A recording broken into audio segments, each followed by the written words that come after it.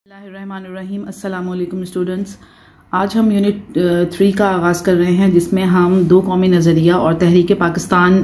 के दौरान जो पेश आने वाले वाक़यात हैं और स्पेशली 1868 से लेके 1930 तक जो वाक़यात हुए हैं उन तमाम को जो है वो इसमें डिस्कस करेंगे। इस यूनिट में आपने दो कौमी नज़रिया का जो टॉपिक है और सर सैयद अहमद ख़ान और अलीगढ़ की तहरीक और इसके अलावा तहरीक खिलाफत, ये तीनों बहुत ही इम्पॉर्टेंट टॉपिक हैं और मुस्लिम लीग की तश्कील और उसका जो बुनियादी किरदार था तहरीक पाकिस्तान में, उसको हम ये जो चार टॉपिक हैं वो स्पेशली इसमें हम डिस्कस करेंगे। सबसे पहले हम दो कौमी नज़रिए को डिस्कस करेंगे कि दो कौमी नज़रिए का जो है वो तहरीक पाकिस्तान में जो है वो उसकी क्या बुनियादी हैसियत है, या दो कौमी नज़रिए का जो आगाज़ है वो कब से हुआ, वो मैं आपको सबसे पहले आज के लेक्चर में एक्सप्लेन करूँगी। दो कौमी नज़रिए से मुराद ये है कि बर्र-ए-सग़ीर पाक व हिंद में दो कौमें यानी हिंदू और मुसलमान, बिल्कुल दो अलग अलग कौमें जो थी वो उस वक्त आबाद थी। दो कौमी में आप देखें, दो का वर्ड आ रहा है, यानी टू नेशन थ्योरी का मतलब बिल्कुल दो अलग कौमें, एक कौम हिंदू और दूसरी मुसलमान, और ये दोनों कौमें जो हैं वो अपने मखसूस मज़हब, आप देखें हम मुस्लिम हैं, हिंदुओं का जो है वो बुत परस्ती है, वहाँ पर मतलब वो मंदिरों में जाके इबादत करते हैं। ज़बान का देखें तो ज़बान का फ़र्क आ रहा है, सकाफ़त, हमारे लिबास, हमारे रस्म व रिवाज, हम बिल्कुल एक दूसरे से अलग अलग हैं। यही वजह थी कि जब हम सदियों से हम जो हैं वो एक साथ ही रहते हुए आ रहे थे बर्र-ए-सग़ीर पाक व हिंद में, लेकिन उन्होंने फिर भी अपना जो है वो अलग अलग जो तशख़्ख़ुस था, अपनी पहचान थी, उसको बरकरार रखा। इसलिए हम ये कह सकते हैं कि बर्र-ए-सग़ीर में जो टू नेशन थ्योरी यानी दो कौमी नज़रिए की बुनियाद उसी वक्त पड़ गई थी जब यहाँ पर एक सबसे पहले जो गैर मुस्लिम था उसने इस्लाम कबूल किया था। तो 19वीं सदी में जब जंग आज़ादी के बाद यानी 1857 की जंग आज़ादी के बाद जब अंग्रेज़ों ने के जुल्म सितम जो हैं वो बढ़ गए, बहुत ज़्यादा मुसलमानों पे उन्होंने जुल्म सितम शुरू कर दिए और हिंदुओं ने भी अपना जो उनके अंदर तासुब था, यानी वो मुसलमानों को जो है वो अच्छा नहीं समझते थे, तो उसके लिहाज से भी उन्होंने मुसलमानों का जो है वो जीना दोभर कर दिया। तो उसी वक्त दो कौमी नज़रिए की बुनियाद पर मुसलमानों के जहनों में आया कि वो एक अलग आज़ाद मुस्लिम रियासत का जो है वो मुतालबा करें। उससे पहले जो था ये था कि जब अंग्रेज़ों ने पूरे मुकम्मल बर्र-ए-सग़ीर पे जब कब्ज़ा कर लिया, तो जो तहरीक शुरू हुई थी वो पहले ये शुरू हुई थी कि अंग्रेज़ों को मुसलमान और हिंदू मिल के निकाल दें। लेकिन जब आहिस्ता आहिस्ता मुसलमानों को यह एहसास हुआ कि जो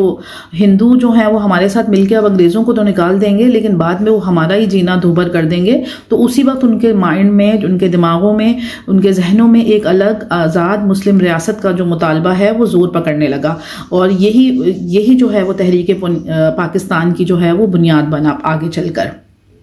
दो कौमी नज़रिए का अगर हम तारीख़ी पस मंज़र देखें तो इसकी निशानदेही जो है वो 11वीं सदी में अल-बैरूनी ने अपनी किताबुल हिंद में जो है वो इस टर्म को यानी दो कौमी नज़रिए को उसने 11वीं सदी में ही अपनी किताब में वाज़े कर दिया, और इस नज़रिए की बाद में मुस्लिम कायदीन जो थे उन्होंने इस नज़रिए की, अल-बैरूनी के इस नज़रिए की उसने हिमायत की। तो अल-बैरूनी लिखता है अपनी किताब में, जब वो 11वीं सदी में जो है महमूद गज़नवी के साथ बर्र-ए-सग़ीर का उसने दौरा किया, तो उसने अपने तासुरात जो थे वो अपनी मशहूर तसनीफ़ किताबुल हिंद में जो हैं वो दर्ज किए। वो उस किताब में लिखता है कि हर लिहाज से हिंदू और मुसलमान दो अलग कौमें हैं। हिंदुओं के मजहबी जुनून का निशाना वो लोग हैं जो इनमें से नहीं, यानी जिनको वो लोग समझते हैं कि वो हम में से नहीं है, वो उसको अपने मजहबी जुनून का जो है वो निशाना बनाते हैं, और यही चीज़ जो है अब तक भारत में आप देख सकते हैं। वो अजनबियों मुसलमानों के ख़िलाफ़ हैं और उनको नापाक कहते हैं, ठीक है, यानी वो उस वक्त के जो हिंदू थे वो मुसलमानों को नापाक कहते थे। उस वक्त के जो हिंदू थे वो मुसलमानों से मेल मिलाप जो है वो पसंद नहीं करते थे, ख्वाह वो शादी का मामला हो या किसी और ताल्लुक़ का, वो उनके साथ बैठकर खाना पीना और बैठना वो उन सबको वो जो है वो नापसंद करते थे, क्योंकि उनका यह ख्याल था कि वो जो हिंदू लोग हैं वो इस तरह जो हैं मुसलमानों के साथ बैठकर वो जो हैं वो नापाक हो जाएंगे, यानी उनका मुसलमानों के बारे में उस वक्त ये अकीदा चल रहा था। मुजद्दिद अलिफ़सानी के जो नज़रियात हैं इस बारे में वो ये हैं कि उनके दौर में यानी कि 16वीं सदी में हिंदुओं ने एक तहरीक चलाई थी, भक्ति तहरीक, और इस भक्ति तहरीक के तहत वो ये साबित करना चाहते थे कि जो अल्लाह और उनके जो भगवान हैं वो एक ही हस्ती के दो नाम हैं। ठीक है। तो मुजद्दिद अलिफ सानी ने जो है वो भक्ति तहरीक के इस फलसफे को बिल्कुल गलत और बेबुनियाद और गुमराहकुन करार दिया और उन्होंने ये साबित करने की उस दौर में कोशिश की कि इस्लाम और हिंदू जो हैं वो दो अलग अलग मज़ाहिब हैं। शाह वलीउल्लाह ने भी दो कौमी नज़रिए को जो है वो आगे बढ़ाने के लिए जो है अपना किरदार अदा किया। वो इस तरह के जब 18वीं सदी में जब मुगलिया सल्तनत का जो जवाल शुरू हो चुका था तो मराठे जो यहाँ पर दिल्ली के तख्त पर कब्जा करना चाहते थे,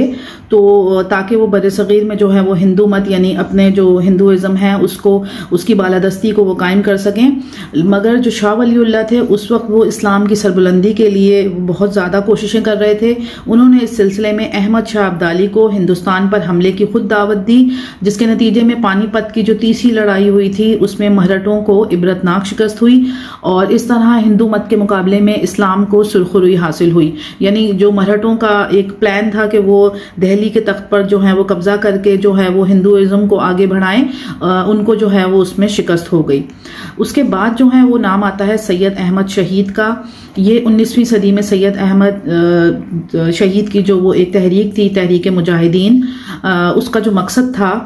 इस्लामी सकाफत को हिंदू मत और सिख मजहब की जो यलगार से वो महफूज रखना था। यानी ये उनका बिल्कुल बुनियादी मकसद था। ताहम सैयद अहमद शहीद ने और उनके साथियों ने अपनी जानों का नजराना पेश कर कर दो कौमी नज़रिए पर जो है वो बिल्कुल एक मोहर सब्त कर दी। यानी कि उन्होंने ये साबित कर दिया कि मुसलमान और हिंदू जो हैं वो दो अलग अलग कौमें हैं। तहरीक पाकिस्तान में दो कौमी नज़रिए को जो है वो बुनियाद बनाकर इस तहरीक को आगे बढ़ाने का जो सफ़े अव्वल का नाम है वो सर सैयद अहमद ख़ान का आता है। और सर सैयद अहमद ख़ान जो थे वो जो है जब उनके दौर में उर्दू हिंदी तनाज़ा हुआ था तो उसी वक्त ही सर सैयद अहमद ख़ान जो है वो ये कायल हो गए थे कि हिंदू और मुसलमान जो हैं वो मिलकर एक साथ नहीं रह सकते। और उन्होंने बनारस के जो कमिश्नर थे मिस्टर शेक्सपियर, उनके एक सवाल के जवाब में उन्होंने उनको कहा था कि अब मुझे पूरा यकीन है कि दोनों कौमियतें यानी मुसलमान और हिंदू कभी भी यकजा नहीं होंगे। इस वक्त इनके दरमियान खुली जंग नहीं मगर नाम नहाद तालीम याफ्ता तबके की वजह से इस महाजाराई में इजाफा होगा। जो शख्स जिंदा रहेगा वो देखेगा। यानी कि उनकी ये बात जो है वो आगे चलकर साबित हुई कि हिंदू और मुसलमानों के जो आपस के तनाज़ात थे वो बढ़ते ही चले गए। यही वजह थी कि मुसलमानों को जो सर सैयद ने मशवरा दिया उस वक्त, और ये जो कांग्रेस थी वो उस वक्त की एक जमात थी। यानी 1857 की जंग आज़ादी के बाद जो है वो ये 1888 में कांग्रेस की बुनियाद रखी गई। और कांग्रेस की बुनियाद में ये था कि वो हिंदू और मुसलमान जो हैं वो मिलकर जो हैं वो बरसगीर से अंग्रेज़ों को जो है निकालने के लिए जद्दोजहद उस वक्त करेंगे। लेकिन सर सैयद का ये मशवरा था मुसलमानों के लिए कि वो कांग्रेस से बिल्कुल अपने आप को अलहदा कर लें। कांग्रेस की जो तजावीज़ थी वो एक ऐसे मुल्क के लिए नाकाबिले अमल हैं। यानी जो तजावीज़ उस वक्त कांग्रेस ने पेश की थी वो ये चाह रहे थे कि एक ऐसा मुल्क बना लें जहां दो कौमें आबाद हों। अगर अब उन्होंने कहा कि अब फ़र्ज़ कीजिए कि अंग्रेज़ मुल्क से रुखसत हो जाते हैं तो तब हिंदुस्तान का हुक्मरान कौन होगा। यानी उनके दिमाग में ये उस सवाल उसी वक्त उभर गया था जबकि अब अंग्रेज़ अभी गए भी नहीं थे, वहीं पर मौजूद थे, लेकिन उनके दिमाग में ये सवाल आ चुका था कि अब हिंदुस्तान का हुक्मरान कौन होगा। और सर सैयद अहमद ख़ान के ख्याल में जो है मुसलमान और हिंदू जो हैं वो एक तख्त पर यानी कि एक यानी वो जो सदर या वज़ीर आज़म या जो भी उस वक्त की सिचुएशन के लिहाज से जो था वो एक जैसे इख्तियारात उन दोनों को मिल नहीं सकते थे। यानी उनके लिए ये बिल्कुल नामुमकिन था। बाद में हमने देखा कि दो कौमी नज़रिए की बुनियाद पर सर सैयद अहमद ख़ान ने जो है वो मखलूत जो इंतखाबात का जो तरीक़ाकार था उसकी भी मुखालफत की। और 1883 में उन्होंने ये कहा कि इंतखाबात के ज़रिए नुमाइंदगी का मतलब अक्सरियत के ख़यालात और मफादात का इजहार है।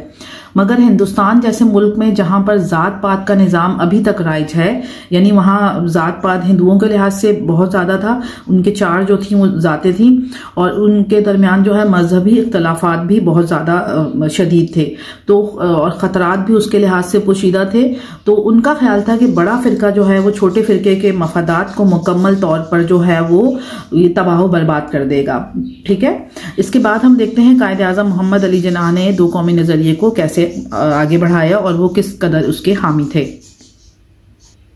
कायदे आज़म मोहम्मद अली जिन्नाह को जो है वो बानी पाकिस्तान होने का एजाज़ हासिल है और वो दो कौमी नज़रिए के सबसे बड़े हामी थे और इसी नज़रिए की बुनियाद पर उन्होंने मुसलमानों के लिए बग़ैर जंगो जदल किए एक अलग वतन हासिल कर लिया। 23 मार्च 1940 को उन्होंने लाहौर में मुस्लिम लीग का जब जलसा हुआ तो उन्होंने उससे खिताब करते हुए कहा, उन्हीं के वर्ड मैं कोट करूंगी यहाँ पर, कि इस्लाम और हिंदू धर्म यानी मजहब सिर्फ दो मज़ाहिब ही नहीं बल्कि दो मुख्तलिफ माशरती निज़ाम हैं। चुनाचे इस ख्वाहिश को ख्वाब ख्याल ही रखना चाहिए कि हिंदू और मुसलमान मिलकर एक मुश्तरका कौमियत तख्लीक कर सकेंगे।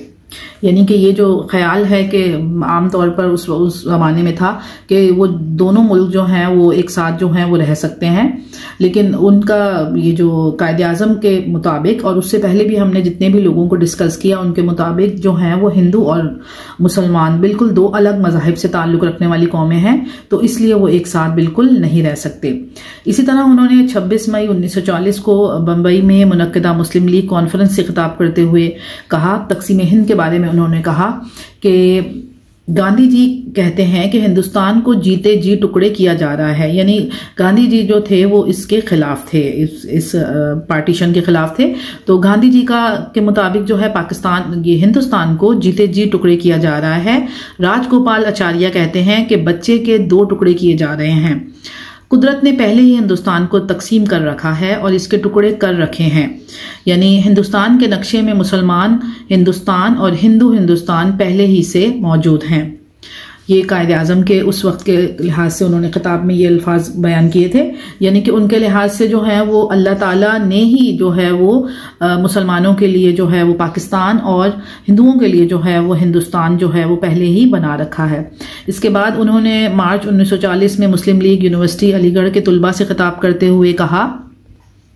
पाकिस्तान इसी दिन वजूद में आ गया था जब हिंदुस्तान में पहला गैर मुस्लिम मुसलमान हुआ था। इसके बाद सितंबर 1944 में जब गांधी जिन्नाह मुज़ाकरात के दौरान गांधी ने मुसलमानों को अलग कौम तस्लीम करने से बिल्कुल इनकार कर दिया, तो जिन्नाह ने कहा कि हम बदस्तूर कहते हैं और मौक़िफ़ पर कायम हैं कि किसी भी आजमाइश की रौ से मुसलमान और हिंदू दो बड़ी कौमें हैं। हम 10 करोड़ तादाद पर मुश्तमिल कौम हैं जिसकी सकाफत, तहजीब, ज़बान, अदब, आर्ट, फ़न तामीर, नाम, इक़दार, फ़िक़ा, इख़लाक़ी ज़ाब्ते, रिवाज, कैलेंडर, तारीख़, रिवायात, मयार और मकासद अलग हैं। मुख्तसर ये कि हमारा तसव्वुर ज़िंदगी और तर्ज़ ज़िंदगी अलग अलग हैं और बैनुल-अक़वामी कानून के तमाम ज़वाबित की रौ से हम एक कौम हैं।